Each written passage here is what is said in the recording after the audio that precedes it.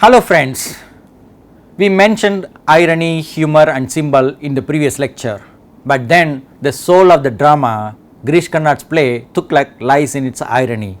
Lot of self-contradictions we can find in the play, and these ironies are brought to us through humor, through symbol, through actions, everything else. So we have a separate lecture on irony, humor and symbol in Tughlaq.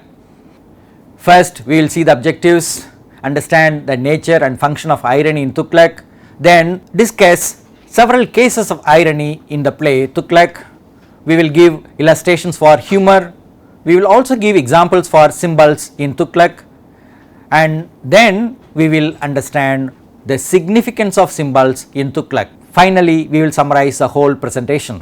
What are the objectives that we have for this presentation? The first objective is to discuss the nature and function of irony in Tughlaq. The second one is to elucidate the ironies in the play. The third one is to illustrate the fine sense of humor that we have in the play. This is not coarse humor, it is actually a wonderful sense of humor that you can find in the play. Next, to examine the symbols used in the play, and lastly to point out the significance of symbols in the play. Why has Girish Karnad used so many symbols in the play? We will understand all these details as we look into the presentation. First, let us see the nature and function of irony in Tughlaq. Irony is a kind of self-contradiction. There are three kinds of irony generally. Verbal irony refers to the difference between what is said and what is meant. The situational irony shows the difference between our aim and execution. We may have some thought, but then actual action may be different. The third one is dramatic irony, which points to the difference between action and knowledge. We may do something, but our knowledge may be limited. The audience or others will understand our actions differently. All these different forms of irony are embedded in the whole of Tughlaq. Actually, the richness of the play lies in its irony, different kinds of ironies. By looking at all these ironies, we can understand life is dramatically ironical. Life is a drama, we are all actors, we play our roles. Shakespeare, all the world is a stage. That is what we have from Shakespeare's As You Like It. So we have this statement, life is dramatically ironical. It is a drama, it is an ironical drama. The play is a series of ironies culminating in the absurdity of life. This is an existential play, we have to remember this in our mind. This is a play that tells us about the absurdity, the meaninglessness of life. There are several cases of irony in Tughlaq. We have listed all of them here and we will discuss them one after another. A case against a Sultan. How can you file a case against a king? But we have. A friend rebels against the Sultan, that is Ainul Mulk. A peace emissary is killed for winning the war. Sheikh Imamuddin is killed in the war. A prayer is used for murder. Not just one prayer, the prayer is used as a motive throughout the play. The king kills his own trusted friend, that is Shihabuddin. How do we expect it to happen in real life or in drama? The rose garden is turned into a dump yard. Can you imagine? You spend a lot of money, time to build a rose garden, and then you find that it turns into a dump yard for copper coins. A kingdom is converted into a kitchen of death. Unimaginable. People die. Why do we want to build a country? We want the people to prosper, but in this case people die, people suffer. Stoning the stepmother to death is an unusual occurrence in the play. How do you kill a mother, even though the person may be called a stepmother, by stoning that lady to death, which is a kind of punishment given to an adulteress. A rogue appears as a saint and also gets the post of an army officer at the end of the play. How do we explain it? Then we find a close friend deserting, leaving the king at the end of the play. Although Bharani had made a promise to the stepmother that he would not leave the king at any point of time. So we can't keep our word because the situation changes, the situation becomes unbearable for Barani. We will see all these details in the course of this presentation. First, a case against the Sultan. Tughlaq had a vision of an egalitarian and just society. He wanted his people to understand that the king is not above law. So he gave permission for his people to file cases against the king. We have a promulgation of filing cases against the Sultan for justice, and we have this character Aziz, the villain, the crooked character. He misuses this policy of the king. What he does, he purchases a land from a Brahmin called Vishnu Prasad, who had already sold it to somebody else. How? With a back date. So he buys a land with a back date and then files a case against the king. He files a case and also wins a case against the Sultan. And what is the reward for him? He gets 500 silver coins and also a government position as a compensation for the wrong justice of the king. Finally, what we find is that Aziz is actually a Muslim who has disguised himself as a Hindu and filed this case against the king just for fulfilling that condition that any person can file a case against the Sultan, and this policy is misused by Aziz. And remember, such policies given by the government of our country have been misused by many people. That is where literature comes into picture and tells us how we are living our life. A friend rebels against a Sultan. How do you expect a friend to wage a war or a battle against a king? Ainul Mulk is an intimate friend of Tughlaq and also a confidant of Tughlaq. They can share their ideas, intimate thoughts with each other.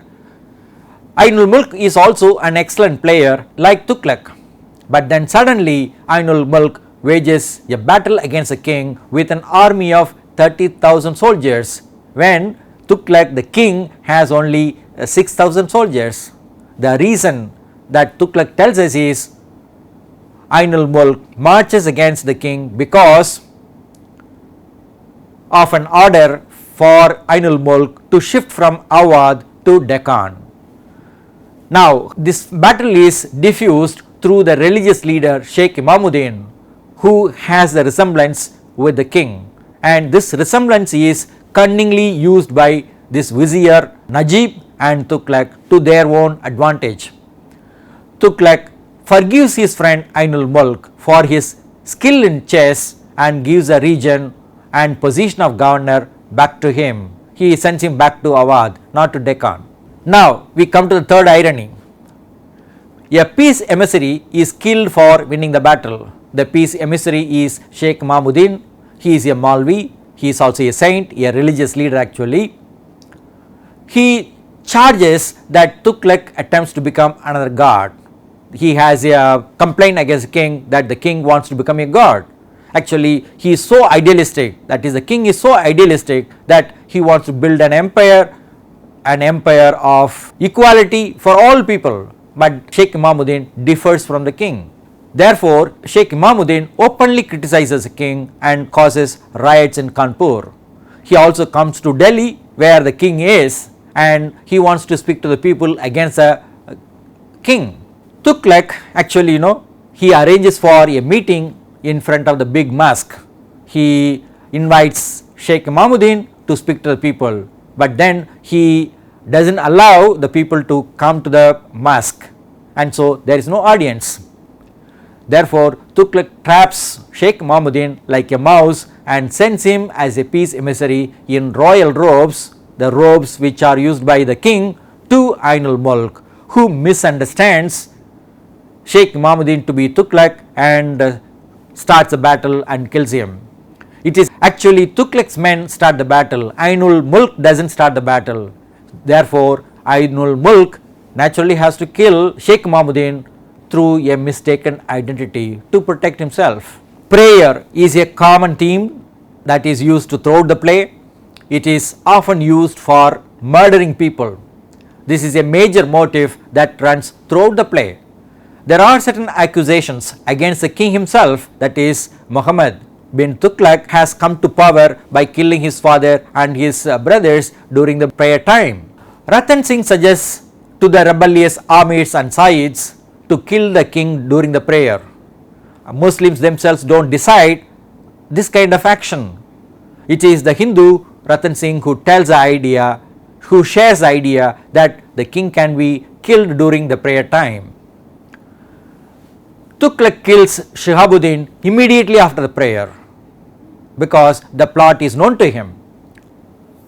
He misuses the prayer to punish people for not praying 5 times. This is again another kind of cruelty. If people don't pray 5 times a day, Tughlaq punishes them, and then he bans the prayer, and if people start worshipping, he again punishes them. If you pray to God, you are punished. If you don't pray to God, you are punished. This is a kind of incomprehensible life that some people felt at that time. But when it comes to the king himself, he violates a prayer ban after sentencing his stepmother to death by stoning. He forgets his own ban order and starts praying to God. He restores the prayer with a fake descendant of Caliph Abbasid, not a real one. Thus, prayer becomes a mockery for political gains in the play. The king kills his own trusted friend is another case of irony. Tughlaq invites Shihabuddin of Sampanshar to look after Delhi in his absence when he goes to quell Ainul Mulk's rebellion. Sardar Ratan Singh hatches a plot to get Shihabuddin killed by making him the leader of the rebels. It's a very complicated story. Remember, Ratan Singh is considered to be the brother of Shihabuddin's father, had killed Ratan Singh's father. Without the knowledge of Shihabuddin, Ratan Singh plans to kill Shihabuddin with the help of Tughlaq, without the knowledge of Tughlaq. This is how the whole thing happens. That's why the play is full of intrigues. Initially, Shihabuddin is reluctant but persuaded by Shamsuddin, an old man, to lead the rebels. His letters, that is, the letters written by Shihabuddin to his father, are intercepted by Ratan Singh and sent to the king. Ratan Singh also sends a signed letter to the king about the plot of killing the king during the prayer. Because Tughlaq knows about it, he has already arranged for Hindu soldiers during the prayer time to protect him, and after the prayer is over, Tughlaq kills Shihabuddin with his own hands, and from that time onwards he becomes bloodthirsty. He becomes a wild animal. He wants to have the taste of blood and kills people mercilessly. We have already mentioned this rose garden. This rose garden is turned into a dump yard. This is again a major irony in the play. Tughlaq's idealism is well represented through the rose garden in the Daulatabad fort. Tughlaq developed the rose garden with great fervor to indicate his poetic and aesthetic sensibilities as a mark of respect for the Persian poet Sadi. Tughlaq converts the rose garden into a dumping yard of counterfeit coins because his scheme of copper currency failed. People started minting coins and coin value reduced, so Tughlaq had to withdraw the copper coins. In his moment of despair, Tughlaq finds the whole rose garden meaningless. Therefore, he doesn't care for the rose garden anymore. It is Tughlaq's stepmother who calls the kingdom a kitchen of death. She is concerned about the welfare of Tughlaq and also about the welfare of the people. Tughlaq actually had the aim to build an ideal kingdom of justice, equality, progress and peace. In fact, he addresses the people, my beloved people. How do you kill your own beloved people? But he does it. But after the rebellion by the Amirs and Sayyids, he turns aggressive and violent. He cannot control himself after this event. He doesn't care when his people die of starvation, poor health and riots. His plan of shifting the capital caused immense suffering to the people, but he didn't worry too much. He wanted all people to go there within a month. Within a short time, everybody should vacate Delhi. Nobody should disobey it. His kingdom thus turns into a kitchen of death as his stepmother describes it in scene 10. This is actually a pathetic scene in the whole of the play. Tughlaq, on knowing that the stepmother had poisoned Najib to death, stones her to death. He cannot change his opinion.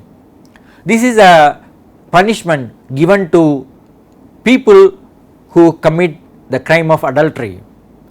Tughlaq gives this punishment to his stepmother for killing Vizier Najib, his close minister. Vizier Najib is a trusted minister of Tughlaq. Once he loses him, he feels helpless. When the punishment is given to her, she cries, "Not that, Muhammad, don't do that to me, please," she cries, but he does not listen to her. Tughlaq does not listen to her, and her reasoning that it was Najib who spoiled him with his evil advice. Remember, Najib is devilish. Tughlaq knows it, but he values Najib more than his stepmother. The stepmother is a character who has an emotional bond with Tughlaq, and this emotional bond is cut at the end of the play. He does not have any human relation at all. He feels completely lonely at the end of the play. Now this is something really ironical. Everybody can understand it very well. A rogue in the garb of a saint, that is, Aziz is a rogue, he is a villain. Azam is a common pickpocket, but his friend Aziz is an uncommon fraudster, a fraud, a rogue, a villain, but then he becomes somebody who is really important for the king. Aziz forges a land deed to win a case against the king. Next, Aziz indulges in corruption in the government service. He does not care for ordinary people. He wants to gain some money for himself. Then Aziz mints counterfeit coins to make more and more money. With this money, he buys land dead cheap in the famine affected Doab region and gets government subsidies meant for farmers. Remember, many good schemes were announced by Tughlaq, but these were misused by rogues like Aziz. Finally, Aziz impersonates Ghiyasuddin and appears as a saint to cleanse the whole country. How do we expect a dirty man to clean the whole country? But he does it. That is the pinnacle of irony. The king kneels down before the fraudulent saint in front of the people. Tughlaq knows it, Aziz is not a real saint, but then he has to maintain the drama in front of the people. We have another case of irony, a close friend leaving his own friend. Barani is that friend, Tughlaq is the close friend of Barani, but then he has to leave him at the end. Barani by profession is a historian and also a close friend of Tughlaq.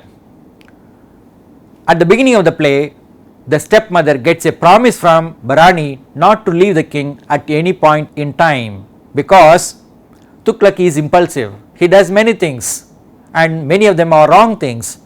So Tughlaq needs some kind of good support, but then this cannot be maintained by Barani. After the death of Najib and the stepmother, Tughlaq behaves more and more violently. People also indulge in riots. What for? They want to have some food. They don't have enough food, so they indulge in riots. Barani's own mother dies in one of the riots. That is the cruelty or cruel irony of the play. He is unable to witness the eccentric behavior of the king, and so Barani deserts his close friend in the last scene. Tughlaq therefore becomes completely lonely, and that is where we find the height of tragedy in the play. We have seen so many cases of irony, and we suggest that the whole play is ironical and the soul of the play lies in its irony. But the popular appeal of the play we can find in the humor, which is again interspersed throughout the play. We have a passage here. Anyone who reads it will laugh and enjoy it. As he says, "I am bored stiff with all this running and hiding. You rob a man, you run and hide. It's all so pointless. One should be able to rob a man and then stay there to punish him for getting robbed. That's called class. That's being a real king." Who is a real king? As is the rogue defines it. Azam replies, May Allah shower his blessings on your majesty. Is there a post for your humble slave at the court? Aziz replies, oh yes, you are stupid, so you will make a good noble, an Amir. Look at the definition of an Amir or a noble man. Stupidity is essential for becoming a lord or a noble, according to Aziz. Now Azam is not happy with this reply. I don't like that. I don't want to become a lord or noble. He says, I don't think I could be anything but a common pickpocket. What about a court thief? That's where Aziz bursts into laughter. You see, a thief wants to be recognized as a court thief. That is a kind of mentality people in those days had, and sometimes we can find such behaviors even now. We have many symbols in the play. What is a symbol? A symbol is something that stands for something else. We have some conventional symbols and also some unique symbols. Tughlaq is a play which is rich and complex in its use of symbols. The game of chess, prayer, fort, road, python, rose garden, these are the major symbols which are used in the play. We can find this game of chess throughout the play. Life is a game of chess. That is a kind of idea that is hidden in the whole play. Tughlaq is a real chess player. In one scene we find him playing the game of chess actually. Tughlaq plays with the lives of people and also sacrifices them to win the game of empire building. Tughlaq's game is building an empire.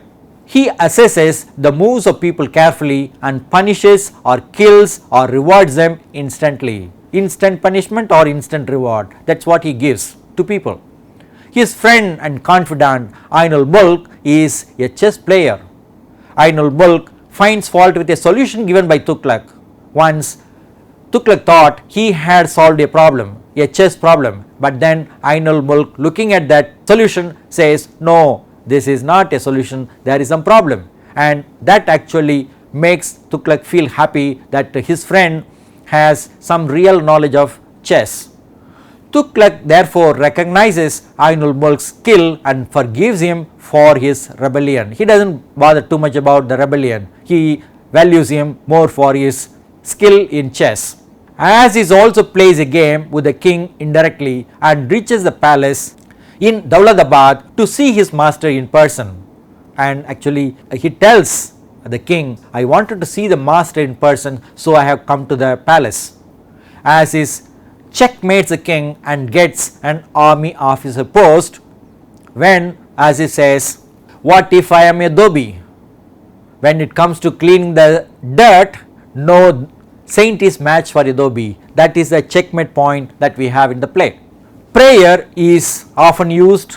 Prayer is used for irony. Prayer is used as a symbol as well. Tughlaq is a fanatic about prayer, says Ratan Singh. Tughlaq violates a prayer to become the king by killing his own brother during prayer time. The people know it. Stepmother also talks about it. Tughlaq is also aware of it. He passes a law for all Muslims to pray 5 times a day. The rebels in Delhi led by Shihabuddin attempt to murder the king during a prayer which is stalled. It doesn't happen because Tughlaq is aware of it already. Tughlaq bans a prayer which Najib modifies to until the arrival of Ghiyasuddin Abbasid to cleanse the land. That's why Tughlaq always wanted to have Najib with him, but unfortunately the stepmother doesn't like the evil influence of Najib on Tughlaq and gets him killed. Tughlaq disobeys his own order and starts praying after sentencing his stepmother to death.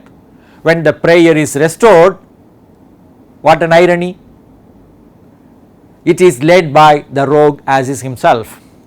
When the muezzin calls the faithful for prayer at the end, Tughlaq is not able to attend the prayer because he goes to sleep.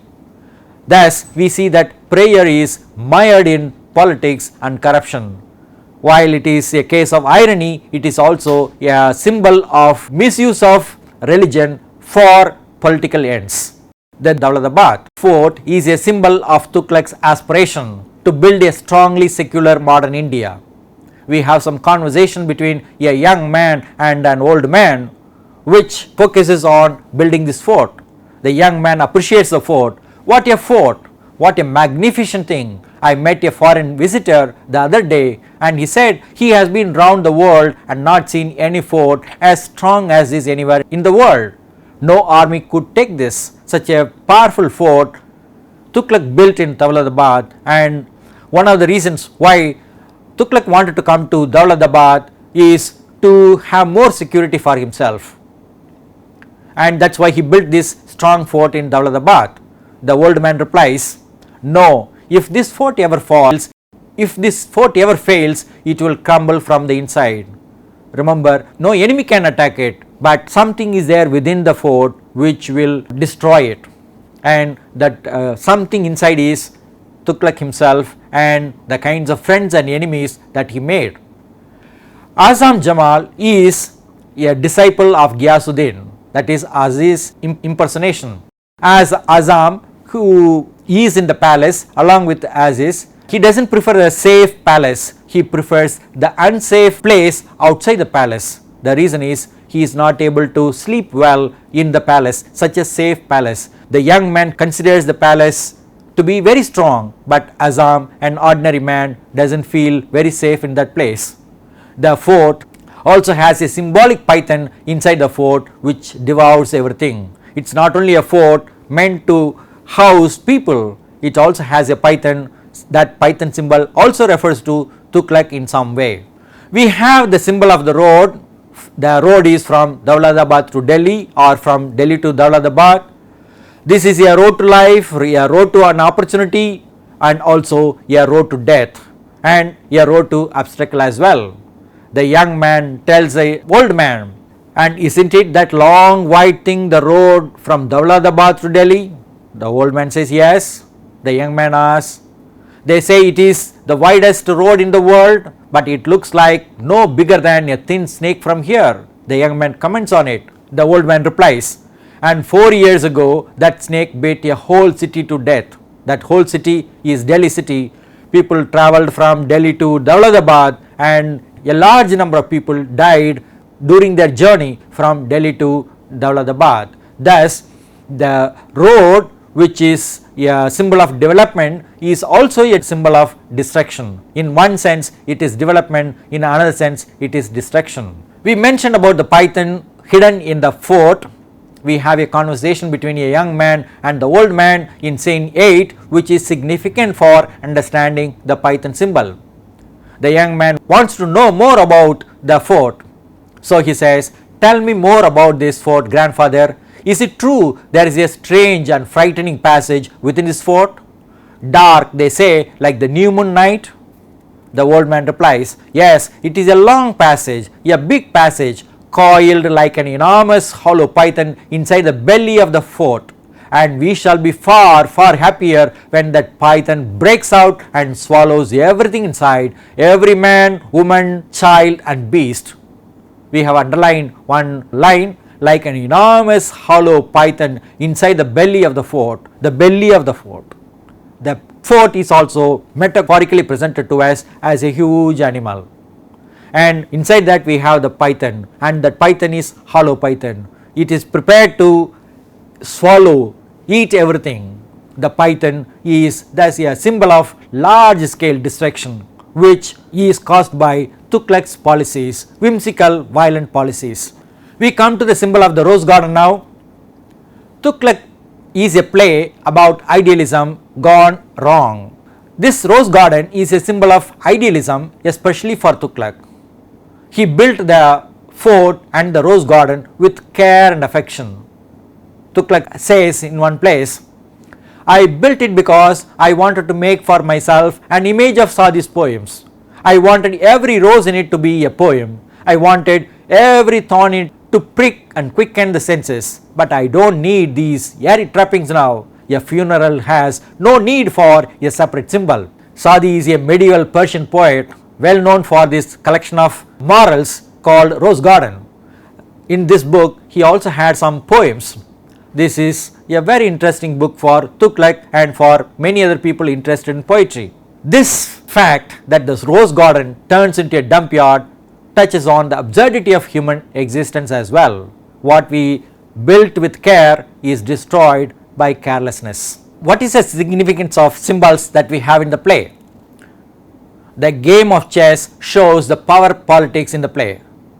Power politics between Ainul Mulk and Tughlaq, between Sheikh Imamuddin and Tughlaq, between Shihabuddin and Tughlaq. We have this power politics everywhere throughout the play. Prayer is also used under the power game. They use it for different purposes. Different characters use prayer for different purposes. The fort is a symbol of protection but stands exposed as a haunted and frightful place. Ironically, it crumbles from inside. The road from Daulatabad to Delhi stands for life and also death in the journey of life. The python, which is in the fort, symbolizes the enormous capacity for destruction. The counterfeit coin filled rose garden indicates the powerlessness of idealism. Idealism is good, but when it has no power to sustain itself, then life is meaningless. To give you a summary of our presentation, we saw the objectives of looking into irony, humor and symbols. In this presentation, we understood the nature and function of irony, especially verbal irony, situational irony and dramatic irony. We gave several instances of irony in Tughlaq. All of them are key incidents in the play. One or two are reported, but they have a powerful impact on the whole play. We gave some examples of humor, fine sense of humor we have in the play. You need to read it to enjoy it, and these humorous conversations may have some satirical elements as well. We looked at several symbols in the play like the rose garden, prayer, chess game, and we understood the significance of symbols. These symbols contribute to the richness of the play, the complexity of the play, and that is why this stands as a classic play. Here are a few references only on this topic: symbols, irony and humor. You will find them very useful. All the very best.